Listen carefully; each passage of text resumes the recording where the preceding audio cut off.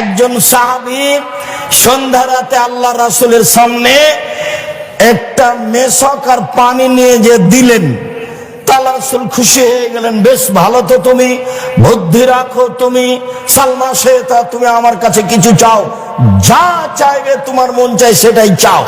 তখন সাহাবী বলছেন, আসআলুকা মুরাফাকাতাকা ফিল জান্নাত, জান্নাতে আপনার সাথে থাকতে চাই। তখন আল্লাহ রাসূল বলছেন, না না না না, এটা নয়, এটা নয়, এটা নয়, অন্যটা অন্যটা অন্যটা বলো। তখন সাহাবী বলছেন, হুয়া যাকা, এটাই চাই। তখন আল্লাহ রাসূল বলছেন, আইনি বিকাসরাতি সুজুদ, তাহলে আমাকে তাহাজ্জুদ পড়ে সহযোগিতা করো। রাতে তাহাজ্জুদ না পড়ে আমার সাথে জান্নাতে থাকা যাবে না। নিয়মিত রাতে তাহাজ্জুদ পড়ে জান্নাতে রবের সাথে থাকা যায়, এ ব্যাপারে তিনি বলেছেন।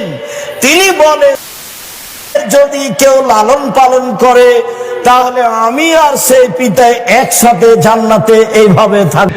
এইখানে আর একটা কথা আছে, তিনি বলেছেন, মানালা কাফুলিল ইয়াতীম, কেউ যদি এতিমের লালন পালন করে সেই ব্যক্তি আর আমি জান্নাতে এইভাবে থাকবো। তখনও তিনি তর্জনী